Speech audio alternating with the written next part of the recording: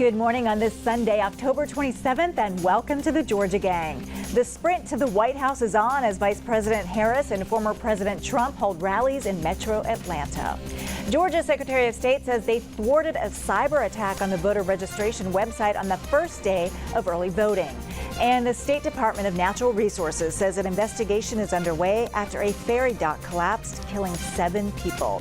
Kathy, Phil, Theron, and Brian are all here. The debate and discussion begin right now. From the Fox 5 studios, the Georgia Gang starts now. It's the home stretch as former President Donald Trump and Vice President Kamala Harris make their closing arguments to voters. For Harris, it was a star-studded event in Clarkston. For former President Trump, it was a packed house at Gas South Arena in Gwinnett. I will immediately outlaw sanctuary cities in this country. And I'm hereby calling for the death penalty for any migrant that kills an American citizen. Former President Trump focused on immigration in one of his final arguments to Georgia voters. He entered Gas South Arena to thunderous applause and a standing ovation from supporters, including country singer Jason Aldean and Fox host Tucker Carlson. Dancing in the dark. Meanwhile, the stars were out for Vice President Kamala Harris, from Bruce Springsteen to Tyler Perry and former President Barack Obama. We have an opportunity before us to turn the page on the fear and divisiveness that have characterized our politics for a decade because of Donald Trump. All right, let's run the table. Theron, to you first this week. We're still breaking records when it comes to turnout, but what does the vice president's team need to do to make sure that her supporters get out and they don't stay home? Well, it all started when we started early voting. That first day was monumental. We saw it sort of level out, but as we tape on Friday, we're still less than 100,000 votes of where we were in 2020. So it's trending in the right direction for Democrats. But let's go back to this rally in DeKalb County, Lori. I believe that with 25,000 people showing up to DeKalb County and where it was in DeKalb, which is a Democratic stronghold, shows that it has more momentum on our side than I think on the Trump side. Now, mind you, Trump did do an event at Gas South. It holds less people, but this was 25,000 people. And you saw the lineup: former President Barack Obama, Tyler Perry, Samuel L. Jackson, Spike Lee, Senator Warnock, Senator Ossoff, all of these men, CEO Michael Thurman. So this whole notion, this false flag that I talked about last week, is about black men. Look, I'm gonna tell all the Democratic voters, black men, we're gonna do what we're gonna do, right? We're gonna show up, and because black women in this party have been showing up for us for so long. So I think that it was strategic with the speakers. Lastly, what she's gotta do, Lori, is what she talked about in the speech. She made an appeal to the middle. I mean, you brought Bruce Springsteen, can't forget him, right? Legendary, iconic performer. And so the crowd was very diverse. It was people from all over Georgia, all over the region. And I think that her message about, look, I'm different than him. I'm not as crazy. Let's not go back on this crazy bus. Let's actually make an appeal to working class Americans. Let's talk about the economy, what Joe Biden inherited, how we avoided a recession. All those things were in her speech. But I'm telling you, I'm feeling pumped up. People at the rally were feeling pumped up. And I think we are heading in the right direction to not only win Georgia, but to definitely win this election. Well, Brian, let's talk about the strategy from the Harris team, because they seem now it's all in on Trump's a fascist, tying Trump to Hitler. That seems to be the strategy, is all in on just attacking him in these final weeks. You know, I'm old enough to remember when Democrats called President George W. Bush a Nazi and a fascist. So I think that attack has been a little worn and doesn't really hold much ground these days. Harris is here in Georgia trying to shore up her own base, and that is a symbol of weakness. I have said here on this show throughout the summer that the groups to watch are Gen Z voters, black male voters, and former Republican college-educated white voters in Metro Atlanta. They're not breaking for Kamala the way that she needs them to win this thing. Trump is going to win Georgia. He is on a pathway to winning our 16 electoral votes, and it'll be very difficult for Kamala Harris to win nationwide without us.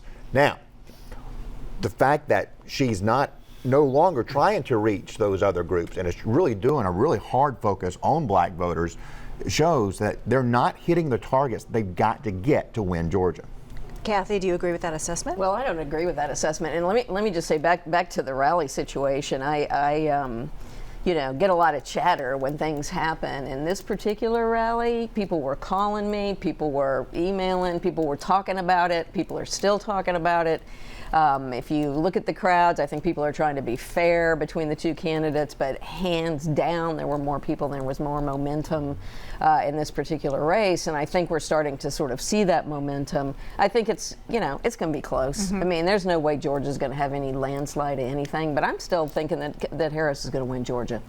There is a lot of talk, though, on the Trump side about this momentum. And Phil, we've seen an AJC poll come out this week also that they said that it was close, but we really haven't seen him on top this much, 47% to Harris's 43%. Well, that certainly is momentum for Donald Trump. And with AJC and UGA doing that poll, other polls are mirroring this. And I think that when you talk about these closing arguments, I think, when you're doing negatives, I think it's an outrageous smear that you're being called Hitler. It's really an insult to the Jewish people too, because here's comparing somebody to a mass murderer. It's just absurd.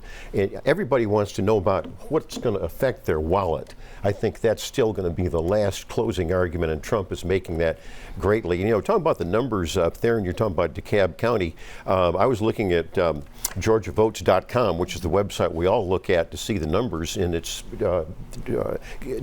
divided by congressional districts. Well, the 7th district by Rich McCormick's congressman is more than double the turnout of Hank Johnson's congressional district. And so the Democrats, if they're going to step it up, they better step it up now, Theron. So I think it's very interesting. I think with that AJC poll where you've got 60% of the voters in Georgia are dissatisfied with the current course, that tells you that they aren't voting for Harris. They're going to be voting for Trump or not voting. What do you make of these poll numbers, Theron? Well, as we tape, there's a national poll that just came out that shows that nationally the race is 48% to 48%. Which doesn't, those national polls really don't matter because it's always the battleground states. I'm getting there. So I hate when people talk about only the national polls, and I know you're going to talk about the battlegrounds because those don't give us a real key into what's happening. Yes, that's correct, Lori. So as someone who's been on 2 presidential campaigns and has won a battleground state, I'm definitely looking at those states.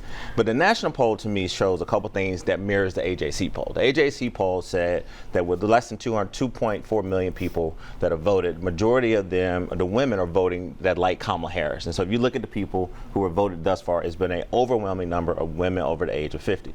The gender gap with men, Trump is leading. So I think that we can't assume that every white voter who's going to early vote is voting for Donald Trump. We can't assume that every black voter is going to the polls and voting for Kamala Harris, but we can assume, based on numbers in battleground states, that the momentum with women, particularly black women, white women, Hispanic women, Asian women, I think is going to be the deciding factor in this race. The other thing that the AJC poll talked about is that, as far as the economy, they feel better about Kamala Harris than they did a month ago as far as her ability to be able to handle the economy going forward. And so it's going to come down to Michigan, Pennsylvania, Wisconsin. I do agree with Kathy. I think we're on her track to win Georgia. But even if she loses Georgia, she's got to win those states. And what I'm seeing as of we tape, she's got a lead in Michigan, a lead in Wisconsin. Pennsylvania is very tight. I think the Trump campaign feels good there. But that's where we are now, and it can all change before Election Day. And there, I didn't mean to attack you on that. No, you can attack me. But you had a really good point, and I want to ask you about this, Brian, because I was looking at GeorgiaVotes.com right now. The female vote, very, very important to both sides. Yes. 56% to 44% in Georgia. 56% of women are turning out. Yeah. That necessarily doesn't bode well for former President Trump. Laura, you read my mind. This is exactly where I was going to go with this. Because yes, if I'm a Democrat and I'm going to try to spin these early vote numbers, that is going to be something that I'm going to grab onto and shout from the rooftops. But there's more. 59%, almost 60% of early voters are white, and registered voters are less than 52% white. So white voters are really overperforming right now. The black percentage of the electorate is 26%. Democrats have got to get it up over 30. And look, traditionally, black voters have been better early voters than white voters have been. So we're seeing something happen here as far as preference and when to vote. And lastly, of that 26% of black voters, we are consistently seeing Trump getting 20+% with black men. Phil was right. There was a very diverse group at Gas South. I saw a lot of non-white voters there in a way you haven't seen at Republican rallies in the past. And Republicans are going to shock people here in Georgia with how many non-white voters are voting for Trump in this election. Kathy, what about those numbers? Because I was looking at 60% white voter turnout, 26% for black voter turnout here in Georgia. Can you read into those at all? Well, I think women are really resolute in this race, and every time Trump opens his mouth, it just makes women cringe, right? You know, and people want their kids to learn from him. I think women are going to be out there for it.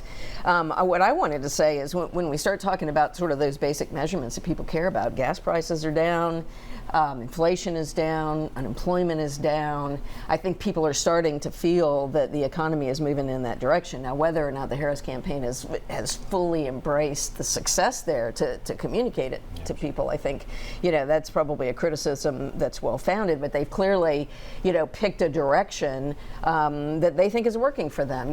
Candidates don't go out there and just say, well, Trump does, but normal candidates have a little research behind what their messaging is. So clearly they think that is going to be the winning message, and we're certainly going to find out.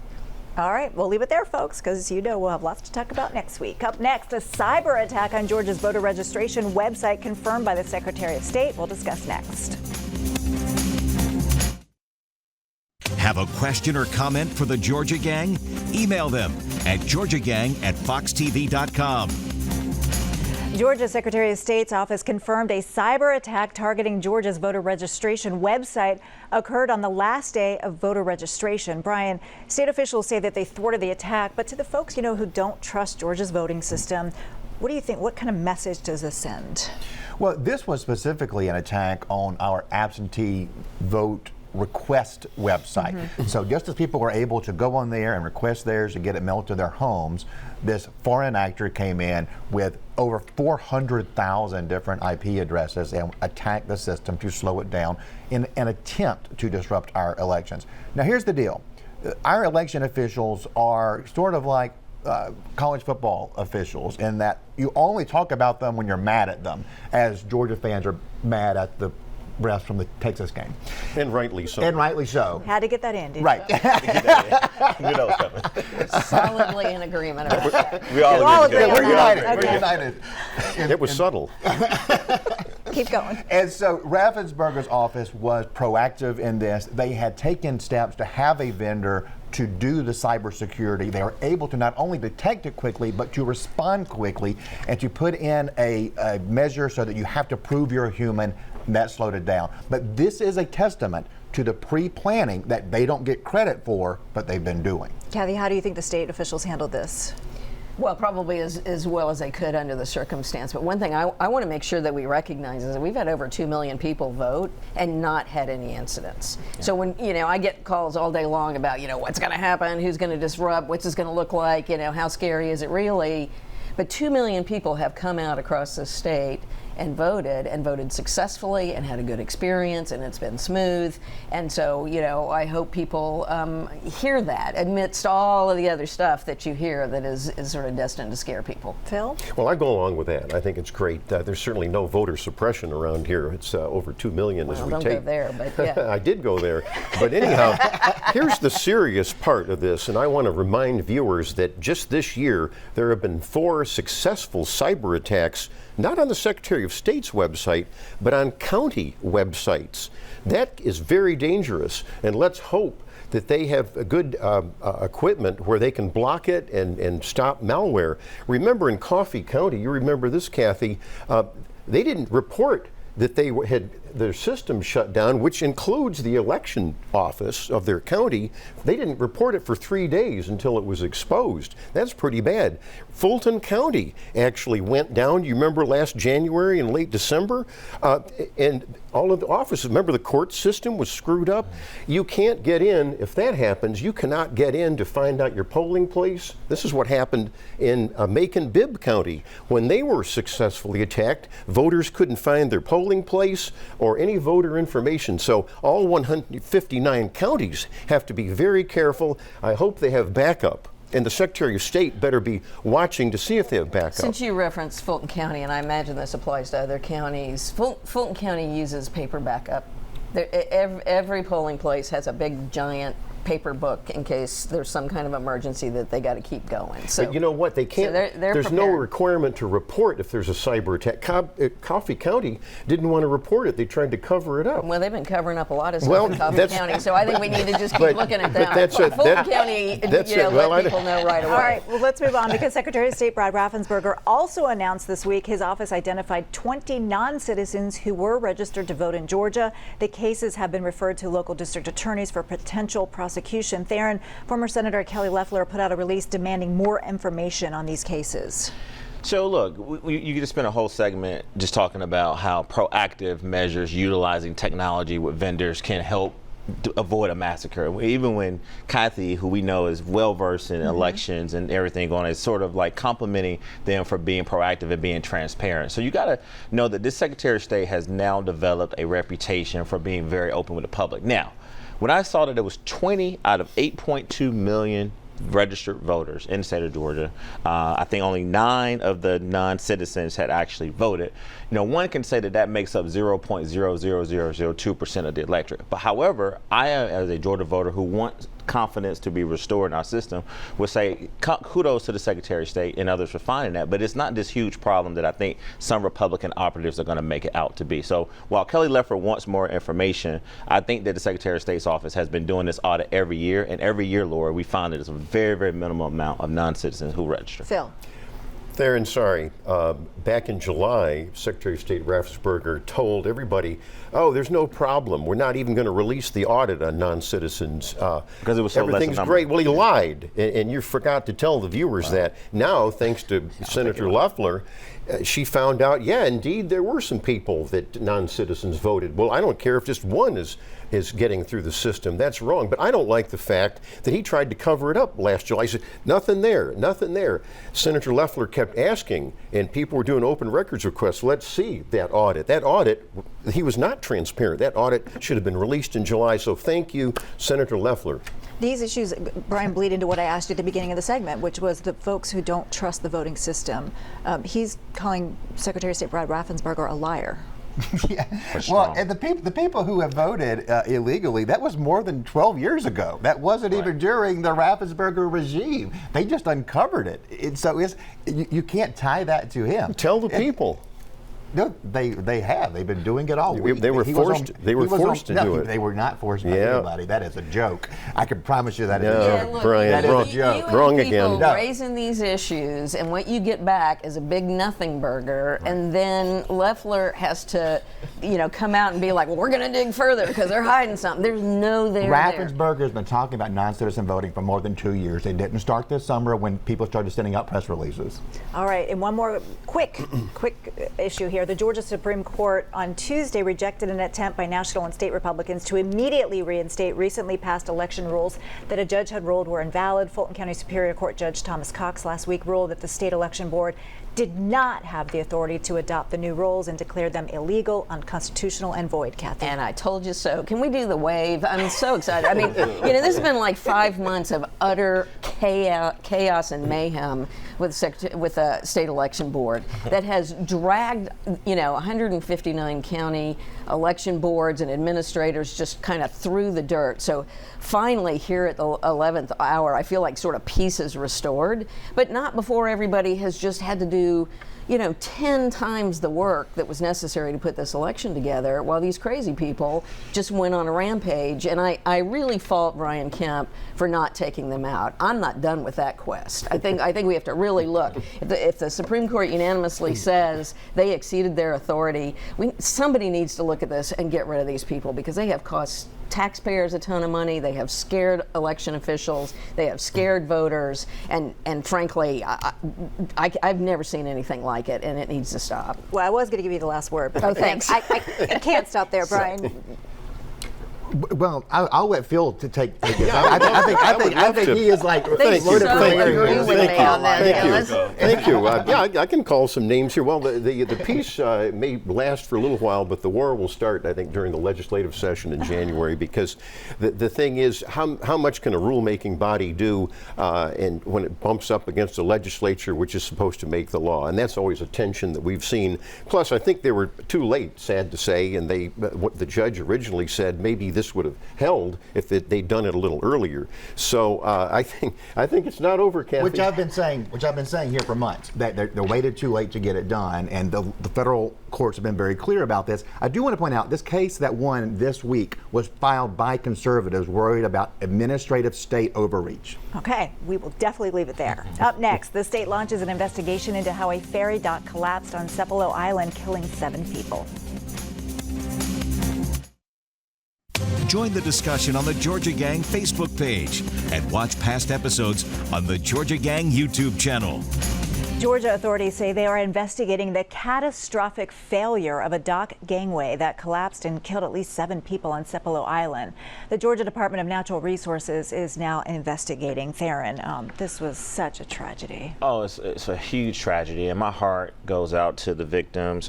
In reading this, Lori, when you sort of notified us about it, I had heard from a few people who had family members or knew people who were there, and this is a tradition. They go out to celebrate every year, and so again, this is just tragic. I hope that this investigation is thorough and we find out what really happened, but this was just probably one of the saddest things that really not is getting the national media coverage it deserves. And so I'm glad that we're talking about it on this show, and this is a place where has been a sacred ground to go and to celebrate a heritage that's meant so much at Sepulveda Island for so many people.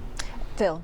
Well, I would have to agree with that. And what shocked me, aside from the whole aspect of what happened, was that the aluminum bridge was inspected by a private company and cleared. Right. And so we got to find out, how did this happen? I hope I'm sure they are, those inspectors need to be interviewed, and how could they miss it? All right, moving on, Rockdale County is launching a federal lawsuit against BioLab, declaring the company a public nuisance after a massive fire at its Conyers plant sent plumes of chemicals into the air, causing air quality and health concerns and forcing days of shelter-in-place and evacuation orders for residents. Kathy. Shut it down. It's just time. I mean, we've just been through this routine a couple of times, and it is so incredibly dangerous for the people who live in those neighborhoods. It's just not worth it. They don't belong in a populated area, and maybe no area at all, but certainly not in an area with this many residences. And Brian, this week we saw Senator Warnock weigh in. Congressman Hank Johnson has been on this issue for several weeks now. Your thoughts? Well, I think now the next steps are going to be in the courts, and a lot's going to have to be filtered out there. There are numerous things to consider. I think there's to be some study on what the actual health impacts were here. Maybe they weren't that bad. Maybe they were terrible. But I think that's going to be part of what is played out in the legal process. All right. Coming up, winners and losers. Stay tuned, everyone. Time now for the week's winners and losers. I've got a couple winners. First off, thank you to the group Women in Construction, Engineering, and Related Services for having me host one of their panels called Chicks in Charge. You like the sound of that? Chicks in Charge. I met lots of viewers, including Tanya Winfrey and Shannon Longino, who are also friends with Theron, longtime fans of the show, and I mean devoted fans of the show for decades. So one more winner for me this week. My daughter and I toured UGA's College of Journalism and Mass Communication. Dean Charles Davis gave us a tour. What an incredible program. I know you all know this. They're really doing impressive things, very impressive students, top professors. So thank you for that, Brian. And I'm on the board there. Yes, and, you we are. have some other alums here as well. So on Thursday night, I was able to go and see the TV legend Larry David at the Fox Theater, and because Brad Raffensperger was there, I got to tag along and go and meet Larry David back behind stage. How often you get to meet one of the goats of TV comedy? It was so much fun. So thank you to Secretary Raffensperger for letting me tag along there. And my winner is Steve Gooch and Representative Will Wade and Johnny Chastain up in North Georgia. They put school officials, state officials together to talk about school safety. It's going to be a huge issue in 2025. I'm glad to see Republicans leading on it. All right, Theron. Well, Lori, again, shout out to Weissers. I'm so glad you did that event. Chicks in Charge. That was and then Shannon, thank you so much for being a big sister to me every single day after the show. And I keep this guy in line. Don't worry. First, it's got to be Kamala Harris for having this amazing rally in DeKalb County. 25,000 people, diverse crowd. It has got the momentum we need going forward. My second winner is going to be all the breast cancer survivors. I wore my pink tie today because October is Breast Cancer Awareness Month. So my mother is a survivor of breast cancer, and I just want to say that to her, that, you know, she's been so strong through this process. And there's so many other women and men out there that go through this tragic cancer. And then lastly, just again, voters, continue to vote. Thank you all so much for everybody who is doing it the right way, and all the poll workers who are getting people in and out of early voting. Good point. Phil. Well, since we're talking about the University of Georgia, and where we tape, they're number 2 now, and so we got to say, go dogs here. Yeah, and I didn't know you were so tight, Brian, with Brad Raffensperger. But anyhow, you know, Brian, you saw this story. I'm sure that some of these Democrat candidates are using this image of a veteran. It's a stock image that you can get anywhere. It's very deceptive. It's unethical, and their attack ads, shocking. So they're losers. All right, Kathy. Well, my loser is the governor and his tax break. You know, if it's an election year, Republicans must be giving out some cash, and he's doing it again. You know, for a $500 tax rebate for a couple filing jointly, you know, we could actually afford Medicaid expansion or transportation improvements or bridge inspections. But no, we're just going to hand out some cash and hope it falls in the right pocket. It was on my list to talk about, so we will be talking about it. Who voted? Anybody early vote already? I did. Yeah. Yeah? Oh, yeah. Yeah. The text messages stopped for me. I want to wait to see my people at the polls. I like to go in and see my people. Early voting will exceed overall voting for 22. All right, we'll be watching. Have a great week, everyone.